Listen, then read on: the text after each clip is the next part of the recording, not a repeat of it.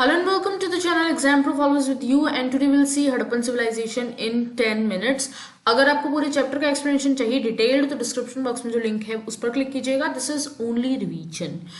Let's start with early Harappan civilization. ये civilization Harappan civilization से पहले की थी और ये बाद में अबंडन कर दी गई थी, छोड़ दी गई थी और शुरू हुई थी हड़प्पन सिविलाइजेशन.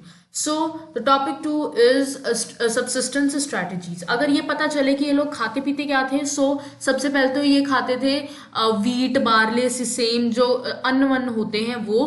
कहाँ से पता चला आर्कियोलॉजिस्ट को? ग्रेन्स और सीड्स इनको मिले थे. इसके अलावा कुछ बोर, डियर, घड़ियाल जैसे कुछ एनिमल्स खाते थे, इनकी भी बोन्स मिली हैं. इसके अलावा कुछ एनिमल्स को पाला भी जाता था जैसे कैटल, शीप वगैरह. और इसके अलावा ये लोग फिश और फाउल भी खाते थे, उनकी भी बोन्स हमें मिली है.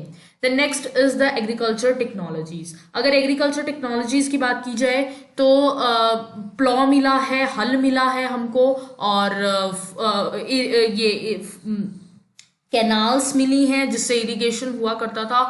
ऑक्स मिला है, ओके. इरिगेटेड फील्ड्स मिली हैं हमको. So this is the among the agriculture technologies. Okay, now let's move on to the Mohenjodaro. अगर मोहनजोदारो की बात की जाए so this was a planned urban centre और काफी इम्पॉर्टेंट सेंटर था. एंड अब हम देखेंगे कि अर्बन उसमें कैसा माहौल था. So first of all is drains. Drains कैसे होते थे? ग्रिड में ड्रेन्स बिछे हुए थे, स्ट्रीट ड्रेन्स, रोड्स और वो बनाकर, मतलब एक ग्रिड सी बनती थी. और ऐसा माना जाता है कि ड्रेन्स पहले आ गए थे और इनके अंदर हाउसेस जो है बाद में बने थे. हर हाउस की एक जो वॉल है वो स्ट्रीट ड्रेन के साथ, जो ये ग्रिड बना रखी थी इसमें जो ड्रेन्स होते थे उनके साथ कनेक्ट होती थी. Then next was domestic architecture. Domestic architecture में कोर्टयार्ड बीच में होता था जिसमें कुकिंग, वीविंग वगैरह होती थी और साइडों में रूम्स होते थे. इसके अलावा प्राइवेसी बहुत ज्यादा थी. विंडो ग्राउंड फ्लोर पर नहीं होती थी. और साथ में जो इसका जो बाहर का एरिया था, जो कहने का मतलब है बाहर के एरिया में एक बाहर, जहां से बाहर के लोग आकर के पानी पी जाएं, एक वेल होता था. और जो डोर होता था वो डायरेक्टली घर के अंदर नहीं खुलता था, एक वॉल सी होती थी ताकि प्राइवेसी थोड़ी सी हमारी रहे. इसके अलावा टॉयलेट्स वगैरह, बाथरूम्स वगैरह थे वो भी पेव्ड विद ब्रिक्स थे और स्ट्रीट ड्रेन से इस घर का एक ड्रेन मिलता था. Then next is the citadel. अगर सिटाडल की बात की जाए तो यहाँ पर 2 साइट्स का जिक्र हुआ है. पहली साइट जो थी वो क्या थी, जिसके अंदर की एक मैसिव एरिया मिला है जिसमें उस स्ट्रक्चर का ब्रिक पोर्शन तो है लेकिन जो वुड का पोर्शन है वो शायद डिके हो गया, पहले था उस ब्रिक वाले पोर्शन के ऊपर. देन नेक्स्ट हमको जो मिला है वो मिली है ग्रेट बाथ, जो कि सजेस्ट करती है शायद रिचुअल बाथ वगैरह था, जिसके अंदर वो बाथ थी और दोनों साइड पे वहां पर फ्लीट थी, यानी कि दोनों साइड सीढ़ियां थी जिसमें आकर आप नहा धो सकते थे. एकदम वाटर टाइट था, ब्रिक मोर्टार से बना हुआ था. और इसके साथ ही बाथरूम्स थे इसके एक उसमें, और वेल्स थे जहां से वो आता था, पानी आता था. और इसके बाद ही ड्रेन्स थे, ड्रेन्स, ठीक है, जिससे कि पानी ड्रेन होता था. सो एक बहुत ही इंपॉर्टेंट ये स्ट्रक्चर था. Okay, so now let's move on to the burials. Burials की अगर हम बात करें तो क्या क्या डेड लोगों के साथ बरी किया हुआ था. तो हड़प्पन लोग है ना ज्यादा प्रेशियस थिंग को गार्डनिंग में बिलीव नहीं रखते थे, लेकिन पोट्री, ऑर्नामेंट्स, कॉपर मिरर, ये सब कुछ भी मिला है. ऐसा हो सकता है, हिस्टोरियंस ही मानते हैं कि वो शायद ऐसा समझते थे कि आफ्टर लाइफ में उनको काम आएगा. इसके अलावा याद होगा 3 ज्वेल्स, जास्पर एंड माइक्रोबीड्स का एक चीज सी मिली है मेल के स्कल के पास. ओके,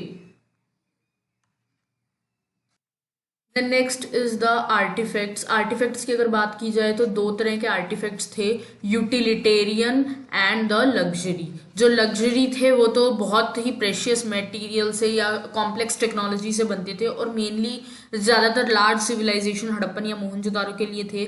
जबकि जो यूटिलिटेरियन थे वो इजी मटेरियल से या फिर इजी टेक्नोलॉजी से बनते थे और इतने ज़्यादा प्रेशियस नहीं थे, जैसे कि पोट्री हो गई है ना, और कुछ भी क्वर्न्स हो गई, एंड लग्जरी के लिए बहुत सारी ऐसी चीज़ें थी जैसे कि स्पिंडल होल्ड्स और फियॉन स्पोर्ट्स, और इसके अलावा गोल्ड जो है वो भी मिला है होल्ड किया हुआ, जमा किया हुआ।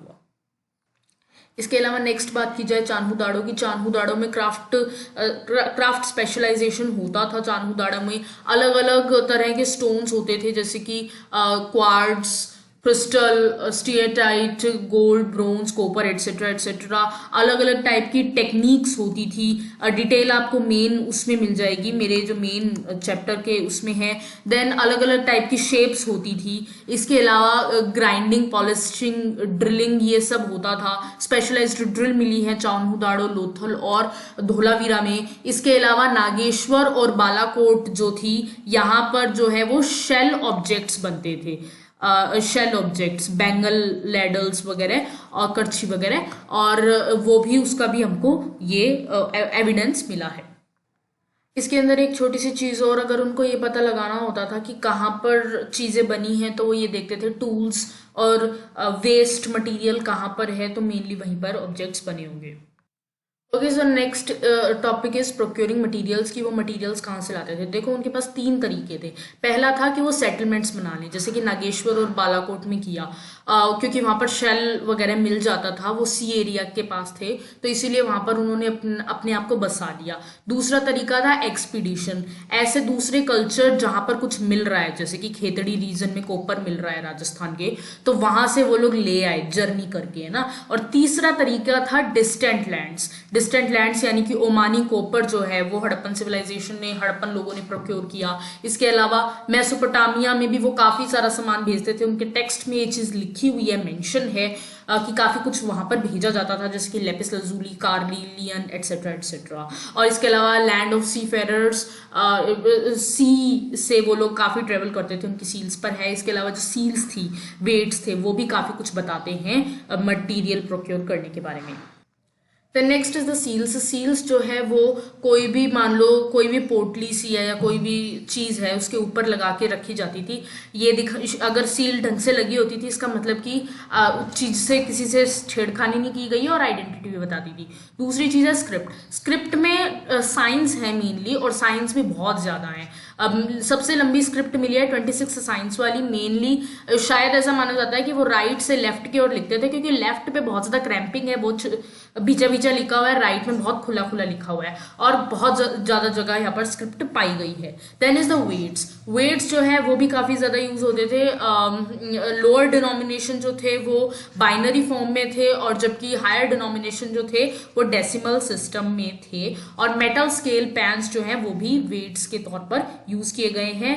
ओके, सो चार्ट के जो स्टोन होते थे वो काफ़ी यूज किए जाते थे। एंशियंट अथॉरिटी, राजा कौन था। एक तो व्यू है कि राजा कोई भी नहीं था, एक है कि अलग अलग राजा थे अलग अलग सेटलमेंट्स के, और एक व्यू है कि एक ही राजा था। तो सबसे ज़्यादा व्यू ये वाला सही लगता है, क्योंकि बहुत ज़्यादा स्टैंडर्डाइजेशन था हड़प्पन आर्टिफैक्ट और हड़प्पन सेटलमेंट्स में, तो शायद ये वाला सही है। ऐसा बताया जाता है कि काफ़ी सारी एंड ऑफ सिविलाइजेशन पे आ गए हैं हम। एंड ऑफ सिविलाइजेशन में काफ़ी सारे एरिया जो है, जो सेटलमेंट्स के थे, वो या तो ख़त्म हो गए और नए सेटलमेंट बसने लगे, या फिर जो पुराने नहीं भी ख़त्म हुए थे उसमें भी distinctive artefacts, long trades and house construction techniques, बड़े बड़े प्रोडक्शन हाउसेस, मतलब बड़ी बड़ी चीज़ें, बड़े बड़े स्ट्रक्चर्स, सब ये सब खत्म हो गए थे, और ये सिविलाइजेशन एकदम एंड हो गई थी। लोगों को लगता है कि शायद कोई कुछ, शायद जो इनका जो एक मेन कॉमन लिंक था वो खत्म हो गया, शायद इस वजह से ये सब हुआ था। ज्यादा डिटेल मैं नहीं दे रही हूँ, आप उस पर देख सकते हैं। Okay, so the next is finding. हमें हड़प्पन सिविलाइजेशन के बारे में कैसे पता चलता है। सबसे पहले कनिंगम का एरा है, उसे तो कुछ पता ही नहीं था कि हड़प्पन सिविलाइजेशन जैसी चीज़ भी है, बहुत कंफ्यूज्ड था। और जॉन मार्शल है, उसने बताया था कि हड़प्पन सिविलाइजेशन है। REM व्हीलर ने जॉन मार्शल की उस गलती को सही किया था, जब जो जॉन मार्शल है वो स्ट्रेटिग्राफी को इग्नोर कर रहे थे, लेकिन REM व्हीलर ने ऐसा कुछ नहीं किया था, उन्होंने सही किया था। Then next is classify find. Historians ने क्लासीफाई किया है कि किसमें किससे वो कोई चीज़ जो है वो किस सब्सटेंस से बनी थी, और दूसरा उसका फंक्शन क्या था, दो तरह से।